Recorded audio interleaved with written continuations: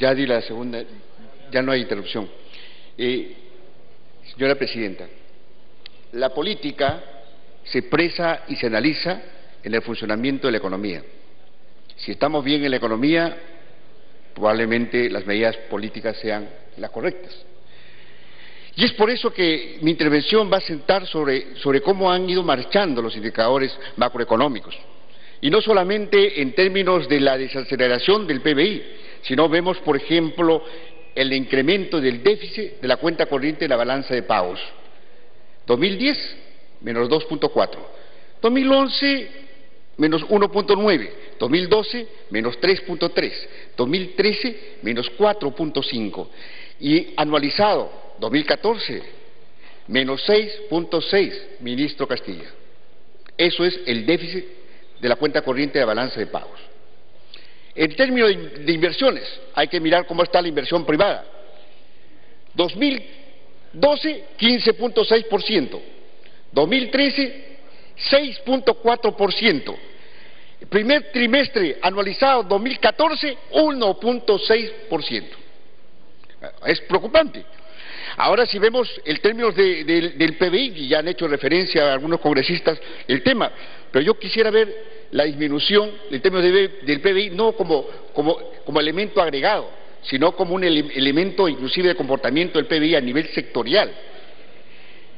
El sector económico, el sector productivo que más se ha desacelerado es el sector agrario. 5.9% en el 2012, 1.4% en el 2013, 1.4%. Y hay que recordar que el sector agrario absorbe más del 30% de la población económicamente activa. ¿Y cuáles son las medidas económicas de reactivación para el sector agrario? ¿Hay alguna? O sea, la situación hay que asumirla crítica y autocríticamente. ¿Y cómo están los otros sectores, como el sector manufactura? ¿Cómo está el sector pesca? ¿Cómo está el sector construcción, que son los sectores estructurales? Pero, sin embargo, las medidas de aceleración o de reaceleración, entre comillas, se planteó solamente a una sola apuesta, al sector minero. No estamos en contra que se hagan inversiones en el sector minero, hay bienvenida, pero solamente se miró ahí.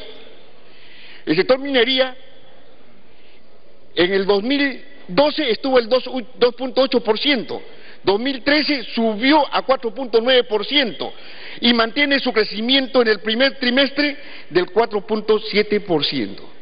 O sea, pero sin embargo, las medidas de aceleración se plantearon solamente para un solo sector: subsidios, incentivos, contratos de estabilidad para los grandes inversionistas, extractores y los recursos naturales.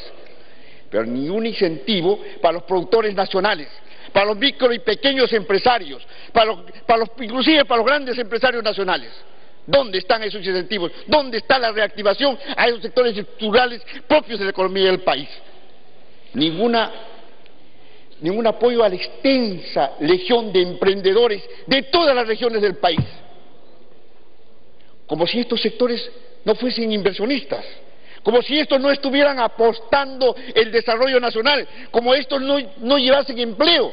Hay que recordar, según los datos de la OIT, el 68.6% de la PEA, de la población económicamente activa del país, vive de esta gran informalidad. Se gana la plata como puede, pero ¿cuál es la expresión política que se da al país en relación a este sector tan importante? Por eso es que tenemos que pensar claramente en el Perú profundo, en el Perú que realmente sostiene al país, y no solamente estar apostando a un tema unisectorial. Claro, podemos decir que es el que tendría una reacción inmediata, porque si apostamos solamente a ese sector.